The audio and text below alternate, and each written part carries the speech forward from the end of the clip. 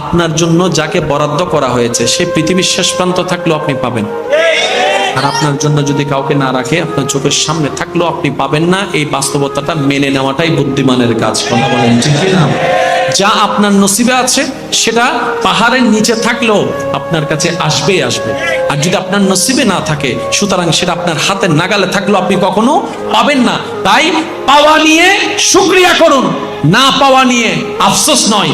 আফসোসে জীবন শেষ হয়ে যায়, শুকরিয়ায় জীবনের নিয়ামত বর্ধিত হতে থাকে। লা ইন শাকারতুম লা আযীদান্নাকুম ওয়া লা ইন কাফারতুম ইন্না আযাবি লাশাদীদ। যারা আল্লাহর পক্ষ থেকে পাওয়া অল্পতে খুশি হয়ে যায়, আল্লাহ তাকে অডেল নিয়ামত দান করেন। চিৎকার দিয়ে বলেন সুবহানাল্লাহ। আমাকে যারা ভালোবাসেন আমি তাদের কাছে একটা আবদার করে কথা বলি, আপনার সামনে যদি দুই পক্ষের কখনো ইন্টারনাল এক্সটার্নাল ঝগড়া হতে দেখেন, আপনি সেখানে মিলানে ওয়ালার কাজ করবেন। দুই বন্ধু ঝগড়া করছে, দুজনকে দেখবেন ঝগড়া প্রায় শেষের দিকে দুইজন দুই ফিটে দুইটা থাপ্পড় দিবেন, হইছে বেটা বাদ দে আয়, এক হাতে এটাকে ধরলেন এক হাতে এটাকে। তো ওরা তো শয়তানের রাগের বর্ষের কারণে একজন একজনকে দৌড়বে না, দেখবেও না, স্বাভাবিক। 2 মিনিট 3 মিনিট 4 মিনিট 5 মিনিটের মধ্যে তো একটু ঠান্ডা হবে, বা দুইজনকে নিয়ে 3টা চা খাইয়ে ফেললেন। আলাদা হতে দিয়েন না ভাই, আল্লাহর ওয়াস্তে আলাদা হতে দিয়েন না।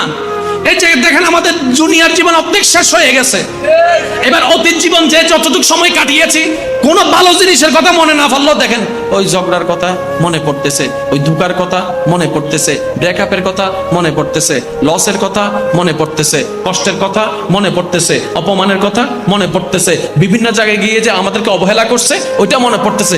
ভালো শান্তির কোনো স্মৃতি আমাদের অতীতে নাই, আমাদের জীবনটা তো আমরাই নষ্ট করে ফেলছি। সেজন্য আমি শ্রদ্ধার সাথে একটা কথা বলবো, যারা সত্যিকার শান্তিময় জীবন চান ভয়টা রাখবেন রবের দিকে, নবীকে জানের চাইতে বেশি মোহাব্বত করবেন।